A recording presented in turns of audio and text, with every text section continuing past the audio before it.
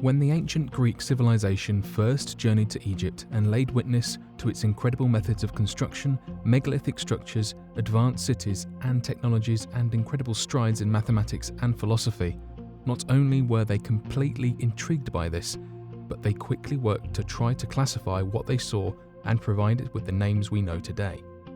When the ancient Greeks came across the large stone structure that depicted a lion with the face of a man, reminding the Greeks of the stories of the Sphinx recorded in the struggle of Oedipus, they quickly named the structure the Sphinx as an ode to their own culture seen in the Egyptian culture. However, outside of this original encounter, nothing else was known about the strange structure. In fact, new evidence and research today has found that it could very well be possible that the Sphinx structure itself is far older than supposed Egyptian writings and documents proclaim it to be. So, today, we will be going over this evidence regarding the Sphinx and asking ourselves the question: does the Great Sphinx of Egypt predate the Egyptian civilization itself?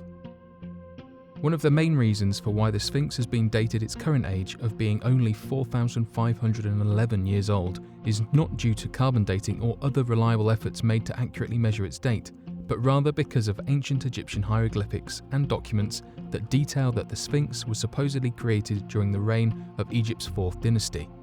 Unfortunately, it was recently discovered that these documents could very well not be legitimate, and that the pharaoh of the 4th dynasty forged them for the sole purpose of taking credit of another past pharaoh's work, a common practice amongst pharaohs to rewrite history and take the honor of a past pharaoh's lifelong efforts.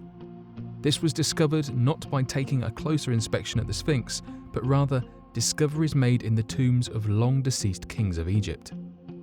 Originally a theory posited by the groundbreaking author Robert Temple, there appeared to be overwhelming evidence that the Sphinx we know today was actually an attempt made by a pharaoh of the 4th dynasty to do nothing more than to claim the works of those before him. Evidence for this can be found when analysing the head-to-body ratio. In fact, the head on the Sphinx is so small that many had often believed upon first sight that it could have been grinded down from a much more massive structure.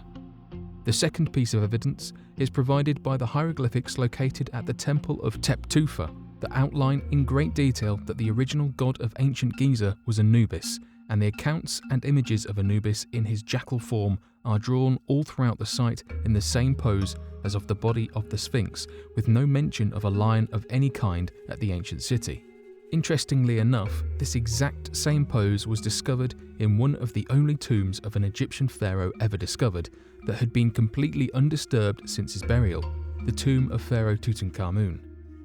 Within King Tut's tomb is a shrine to Anubis that demonstrates an exact scale of the Sphinx statue, but with the head of a jackal to represent Anubis, showing in overwhelming evidence that the original statue at the ancient city of Giza was supposed to be that of a jackal-headed Anubis and not that of a lion body with a human head.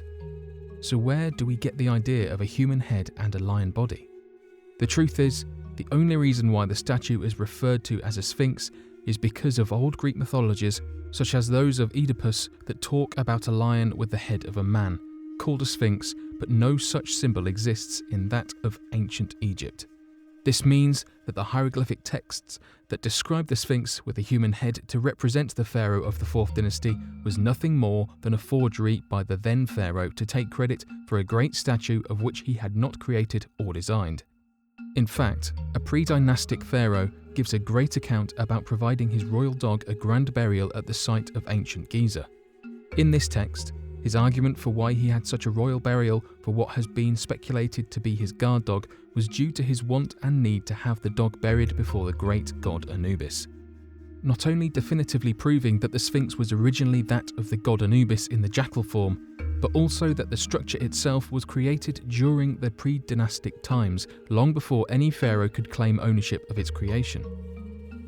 This could very well mean that not only was the creation of the Sphinx older than that of the dynastic reigns of Egypt, but that perhaps the structure is older than the Egyptian civilizations themselves. Further evidence of this theory can be found when analysing the recent archaeological finds of strange bones discovered all throughout ancient Egypt. It is well known amongst Egyptologists that the ancient Egyptians treasured animals of all kinds, believing them to be the representation of their gods. It is due to this obsession that strange structures and bones from animals all around the world, even from areas previously believed to not have been operating open trade routes, have surfaced all across ancient Egyptian cities.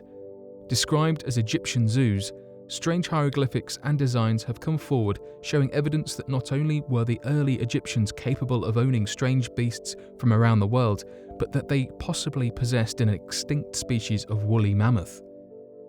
Dubbed as the world's first zoo, a 6,000-year-old ancient Egyptian cemetery was uncovered filled with the remains of wild animals from all around the world that should have been unable to collect from the reaches of early man for thousands of years to come.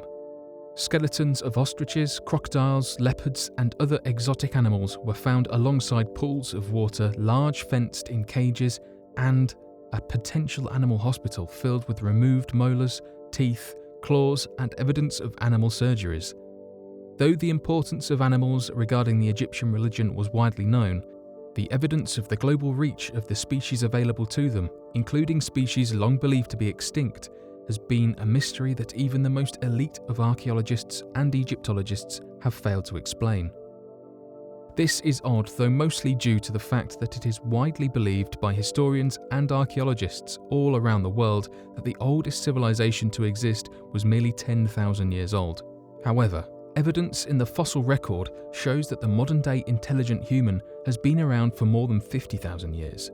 So why is it then that the oldest cities don't start appearing until the past 10,000? It might have to do with the evidence of the extinct animals recorded at Egypt. The woolly mammoth was one of many distinct megafauna that went extinct at around the same time in the fossil record, merely 10,000 years ago. These extinct species included the mastodon, short-faced bear, the giant ground sloth, and many others. In fact, when Charles Darwin first visited the areas near the Galapagos Island, when he originally discovered the ground sloth bones, they were so fresh that he believed them to still be a living species of megafauna, proving the recency of their extinction. So why was it then that around 10,000 years ago, all of these species went extinct? Partly due to three strange reasons: large fires, a massive flood, and a sudden ice age. The evidence for these three events are widely known by archaeologists and research scientists found in the fossil record that showed that all around the Earth appeared to be massive fires that were followed by a rapid cooling event that only took about 4 decades, as well as certain events being hit by numerous tsunamis and large flooding. Many experts had originally speculated that perhaps a massive meteorite strike could have caused such a phenomenon, but no large craters supporting the theory had yet been discovered at the time of the original publications. However, this year, a massive crater underneath an ice sheet in Greenland shows a tremendous impact point where a meteor could have hit, generating more than 700 megatons of force. So much force, in fact, that it would have been equivalent to 140 fully efficient nuclear strikes using the Tsar bomber nuclear warhead. A nuke capable of not only breaking the stratosphere, but generating enough dust and debris in the air to cause a full-on nuclear winter. Any human civilization at the time, regardless of how advanced, would have been completely wiped off the face of the Earth in such a massive meteor strike. All of this happening at not only around the same time as a massive extinction event, but also around the same time the oldest civilizations would have been constructed.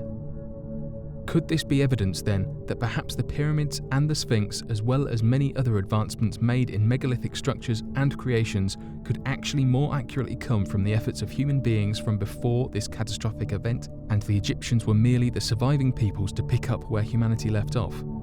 Given the incredible advancements we have made in the past 10,000 years, this could very well mean that the humans before the event could have been significantly more advanced than we are today, and the old stories of gods and kings could very well have just been the technological advancements before humanity had to reset due to such a catastrophic tragedy. What do you all think of the evidence gathered about the Sphinx and the fact that it could very well have predated the establishment of the Egyptian civilization themselves? Be sure to leave your questions and answers in the comment section below, and help us to grow this community while working to solve these unexplained mysteries. Thank you for watching, and don't forget to subscribe for more videos.